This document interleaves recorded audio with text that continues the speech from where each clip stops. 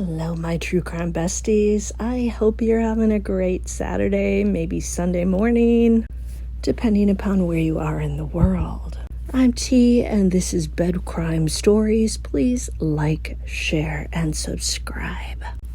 When two young children from a remote town in Nova Scotia, on a school day, in the light of the morning, when their mother and their stepdad and their stepdad's mom and her barking dog are all home and they go missing, you have to conclude that something is fishy. Here's what I know. Somebody knows where the kids are. And people don't just disappear into the ether.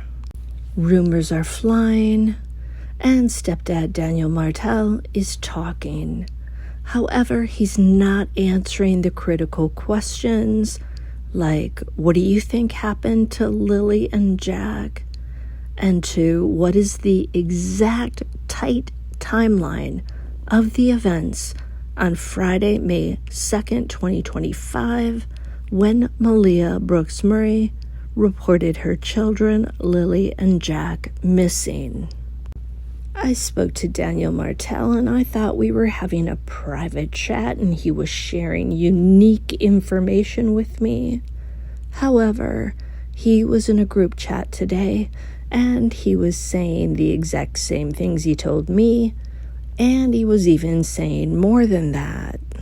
I asked him if he wanted me to keep what he said private, confidential. He said yes, because he doesn't want to get in trouble with the investigation. However, he was saying the same things to other people in the live chat today. Well, it was a live chat, but it wasn't on a YouTube channel. Let me put it that way. Now, keep in mind that whatever Daniel Martell says has to be with the words allegedly, because we don't know if he's telling the truth or if he's making stuff up. Daniel's overall story now is that as soon as Malehya spoke to her mother, Cyndy, during that press conference when she was taken aside and put into a vehicle, suddenly she changed. She didn't want to be with him. She didn't want to talk to him. She grabbed some of her stuff and she got the heck off the Martell property. And Daniel is baffled by this. He believes that Cyndy said something to Malehya that changed her in an instant. He also said that he believes Malehya's mother is a psychopath. And he told me that Cyndy did not shed a tear on the morning when Lilly and Jack went missing, and this tells him that she lacks empathy, and he believes she has every trait of a psychopath. Not very nice stuff to say about the mother of your children's mother, or I should say your child's mother. Daniel said that when Malehya was 15, her mother Cyndy forced some medication on her, and he didn't think that was the right thing. But of course, we don't know exactly what the medication was. We don't know if the story is true. It's none of our damn business as well. It's kind of a private thing that he probably shouldn't be sharing. And he seemed to think that Cyndy was doing this maybe maliciously and not in the best interests of her daughter. He also told me that he took Malehya out of darkness and made her happy. Daniel also said that he can't say much because of the ongoing investigation, but again, he was saying a lot in the group chat this afternoon for many hours, and the primary person he was talking smack about was Malehya's mother, Cyndy. Daniel said both he and Malehya have family lawyers now because they are both fighting over the custody of their baby girl, Meadow.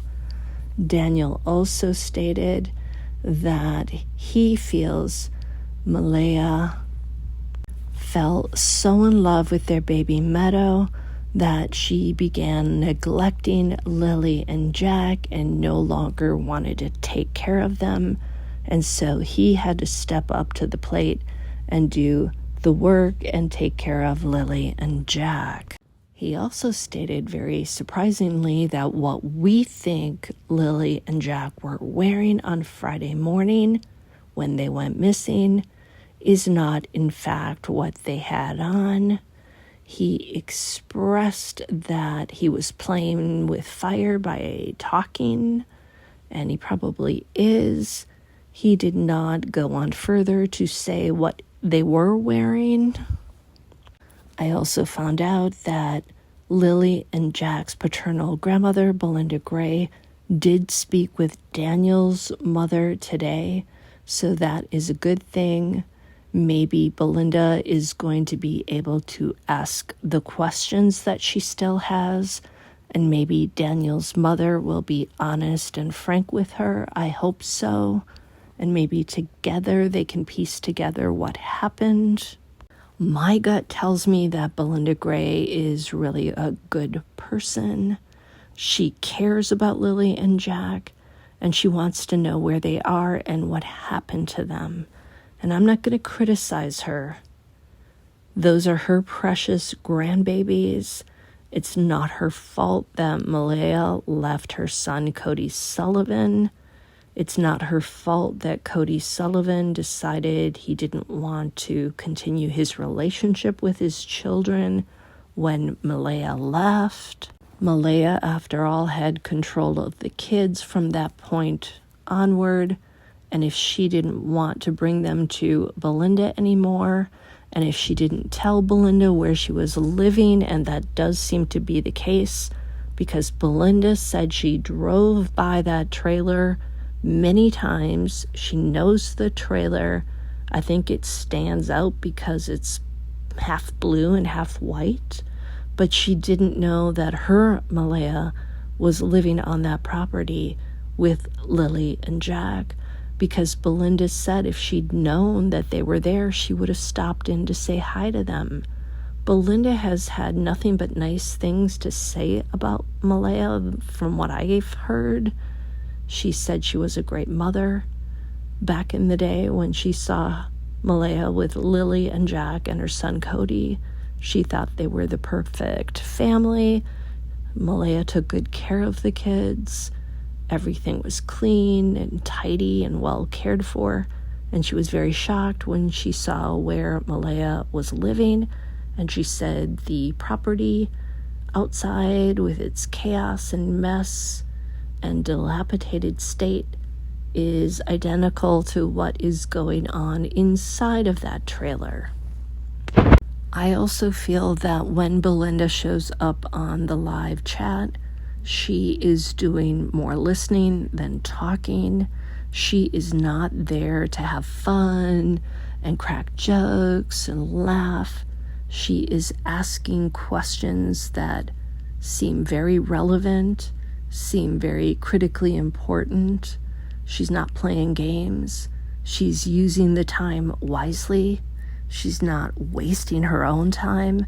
She's not like a Chris Proudfoot who enjoys hanging out for hours and hours and making jokes and that type of thing. I feel like she's there to get business done. She wants answers. She wants to know where her grandchildren are and what happened. From what I can see, Daniel is still in love with Malehya. He seems truly baffled by her behavior. It seems like he's not blaming Malehya, although he has said some critical things about her. He seems to really be placing blame and his hostility on her mother, Cyndy. One of the things I've noticed is that he's willing to chat in those groups online, but he seems to fear actually going on a show and doing a live. I asked him to come on my channel, but he said it's tricky because of the investigation. I also asked him if he'd speak to his mother, see if she wanted to come on my show. I know that there's one channel that is getting all of the guests, it seems like, and that is It's a Criming Shame. But I would like to interview these people, and I can tell you I will always be kind to my guests. I won't allow them to be criticized in the chat, because if they're brave enough to show up on a live and talk, and they're willing to take their time to do that, we should be thanking them, not criticizing them. Personally, I'm having trouble looking at Lilly and Jack's faces. They look so innocent, so precious, so vulnerable. Knowing that they might be on the spectrum makes them all the more precious to me, and makes me feel like they're all the more vulnerable. I can't handle anybody hurting kids or animals or anybody who's vulnerable, whether it's the elderly, people with dementia, now that I know what it's like to have somebody who's suffering with memory loss. I can't handle it. I can't handle people victimizing the vulnerable. I'm starting to wonder if maybe Malehya, once she had Meadow, and maybe became besotted with the baby, because she is a beautiful little baby. Did she grow impatient with Lilly and Jack? We heard they were having learning issues at school, and did Malehya maybe not want to take her time to sit down with them and read to them and teach them things, teach them their numbers, teach them whatever she could, take them for walks, spend quality time with them? Was she so in love with Meadow? And is Meadow a baby that seems very bright and quick and sharp, that maybe she just didn't want to put the time into Lilly and Jack anymore? You know, being a parent takes time. It's hard work. You have to do so many things every day. You go to bed exhausted, I would think, and then the next morning you get up and you do it all over again. And you do it day after day after day, year after year after year. And especially when you're young, that commitment might be difficult. And it's not like you can just drop your kids off somewhere and say, okay, I'm tired of this. Send them back. I don't want to do this anymore. I mean, you could find another family member who loves them, who would take them in. But some people will judge you for doing that. And I think maybe it's time we stop judging people who try to do the right thing by their kids, because we don't want parents doing things like getting rid of kids. I'm not saying anybody did that, but we don't want them doing that. We want them to hand them over to somebody who loves them and will take care of them. I did ask Daniel if Malehya did any illicit substances. He said the only thing she did was cannabis. So if that's true, we're not dealing with somebody who suddenly got addicted to something and went off the rails. It happens all the time, but maybe that's not what's going on here. I don't know. Again, we don't know if we can believe anything Daniel says. He has told fibs. Once you do that, nobody can believe you. You've lost your credibility. Basically, in this story, we don't yet know who the real villains are. We don't know the ones who are truly innocent other than Lilly and Jack and Meadow. And I pray that Lilly and Jack are found safe and sound. I have to say that Meadow, whether her parents know it, is going to be affected by this. I'm hoping that Lilly and Jack come back, and that it is a story of them going missing and then coming back mysteriously, just as mysteriously as they disappeared. But if the worst happens and they don't come back, Meadow is going to be scarred by this situation. Even if she doesn't remember Lilly and Jack, as she gets older, she's going to be asking questions, and she's going to be looking at her mom and dad and wondering what happened. Did either one of them have something to do with it? You know, these kids are going to ask questions once their brains are fully formed and they're adults. think about Wendy Adelson's sons? What are they thinking? Are they just going to give her a free pass and never question her? You know, Barry Morphew's kids, they're in a situation just like Wendy's kids where they only have the one parent now. And that's a good reason to cling to the one parent. And we can't really judge them if we're not in that situation. I mean, it's understandable. You don't want to be completely without a parent. But inside, they're going to be questioning. And they may lose that parent if they find out that they really were involved. And they become victims. They are victims in the stories. And like a Barry Morphew, I believe he did this to his wife. He has also victimized his daughters, therefore, taking away their precious mother, subjecting them to this trauma, changing their lives so drastically. I can't even imagine, and I don't judge them. I don't want to be in their position. It's a horrible position to be in. And I wouldn't want to be Meadow when she hears about this. I just hope that if somebody in the family is involved and knows what happened, that they will think about Meadow.